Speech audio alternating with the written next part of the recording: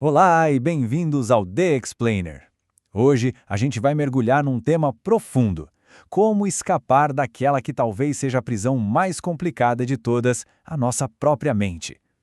Vamos usar a sabedoria de mestres milenares, como o Supremo Pontífice do Hinduísmo Sri Nityananda Paramashivam, para descobrir a arte de se libertar de verdade. Para começar, olha só que ideia provocadora vinda direto da tradição védica. Ela meio que vira de cabeça para baixo tudo que a gente pensa sobre estresse, não é? Pensa bem, e se a tensão não for algo que acontece com você, mas algo que você é, um estado que a sua mente fica sustentando a todo momento? Ok, então vamos entender isso melhor. A gente vai começar olhando para essa tal de prisão da mente. Porque para achar liberdade, a gente primeiro precisa entender as grades da nossa jaula, certo? Como é que pode a nossa mente, que era para ser nossa maior aliada, acabar nos prendendo nesse ciclo sem fim de pensamentos e reações? Vamos dar uma olhada nisso? Então, o que é a mente, afinal? A fonte aqui descreve de um jeito que pode te surpreender. Não como algo organizado e lógico, mas como uma casa de loucos. E se a gente for honesto, faz sentido, né? Pensa no seu dia a dia.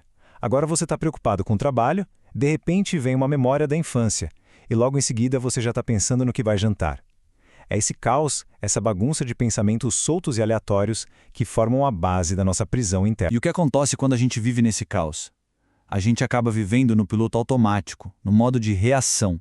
Uma reação é algo inconsciente, sabe? É movida por padrões antigos que só trazem sofrimento. Já uma resposta é diferente. Ela é consciente, pensada, focada no agora. E é isso que gera liberdade. O problema é que a maioria de nós, sem nem perceber, está presa nesse ciclo de só reagir, reagir, reagir. Mas por que a gente reage desse jeito? A resposta está numa palavrinha-chave: engramas, ou sanskaras. Pensa neles como se fossem o software rodando escondido no seu subconsciente. São memórias, impressões muito profundas de coisas que já aconteceram e que disparam suas reações automáticas antes mesmo de você ter tempo de pensar. Basicamente, eles são a programação que mantém a sua prisão funcionando. Ok, se os engramas são a fechadura dessa prisão, a boa notícia é que existe uma chave. E é sobre essa chave que a gente vai falar agora, a técnica do desprendimento. Isso não é nada novo, tá? É um conhecimento milenar que a gente encontra em textos como o Bhagavad Gita e que mostra exatamente como abrir a porta para a nossa liberdade interior. Beleza, então a pergunta de $1 milhão é: como a gente se liberta dessa programação toda? Como é que a gente para de ser refém da nossa própria cabeça? Como desinstala esse software que só causa dor? E aqui vem a grande virada de chave, a grande sacada, que mestres como Adi Shankara compartilharam. É o seguinte: você não é a sua mente, você não é os seus pensamentos, você não é essa programação, você é a pura consciência que observa tudo acontecer. Entender isso, essa cognição, já é o primeiro gigantesco passo para a liberdade. E essa ideia é a base de tudo, na técnica central que chamamos de desprendimento. Mas o que é isso na prática? Desprender é a arte de não se agarrar aos pensamentos. Imagina que eles são bolhas. Em vez de pegar uma bolha, ligar na outra e criar uma corrente de ansiedade, você simplesmente observa, deixa elas surgirem e sumirem, sem criar essa narrativa de sofrimento. E como a gente faz isso?